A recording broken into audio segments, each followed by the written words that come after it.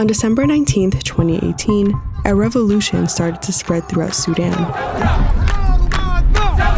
After decades of living under President Omar Bashir's brutal military regime, civilians pushed back. They wanted a democracy in their country. A few months later, this man and this man helped take down Bashir in a coup, and then promised protesters the future they had demanded. 4 years later, the same two men are now at war with each other, tearing Sudan apart, killing hundreds of civilians. So how did Sudan go from this to this in such a short time?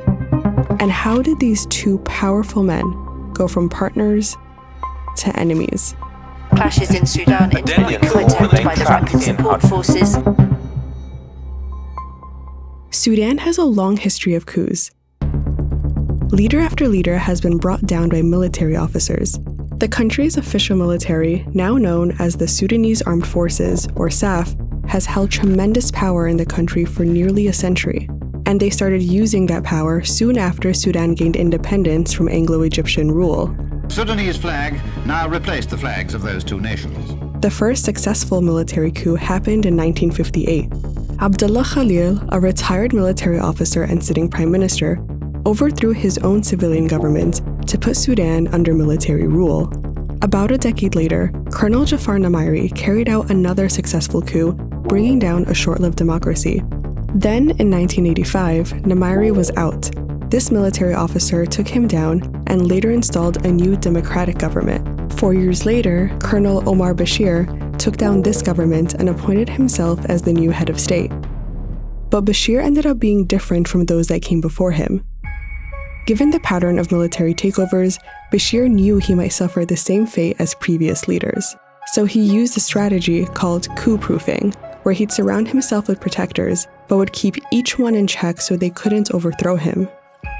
It started with the SAF. Throughout his regime, Bashir bolstered the army and maintained a strong relationship with them. He relied on them heavily to crack down on an ongoing civil war in southern Sudan, where SAF and allied militias brutalized civilians on his command. Then, with the army busy in the south, another war started taking shape in the west. Darfur was in crisis. People here were historically neglected. Lack of medical supplies and necessary goods and little representation in Sudan's government left them feeling agitated for years. So, in 2003, while large portions of the army were tied up in the south, rebel groups attacked troops in this city in Darfur. And Bashir, in recognizing that this rebellion was taking place, instead of relying on the Sudan Armed Forces, or SAF, the conventional military, he instead decided to rely and arm local Arab militias in the region that were known as the Janjaweed. This group was brutal and focused on wiping out Darfuri rebels and civilians at Bashir's direction. Satellite imagery shows that the Janjaweed is likely responsible for destroying over 3,000 villages. SAF troops in Darfur were responsible for destruction there as well. Both groups are accused of mass killing, rape, and the targeted displacement of civilians. Together, they killed thousands of Darfuris. The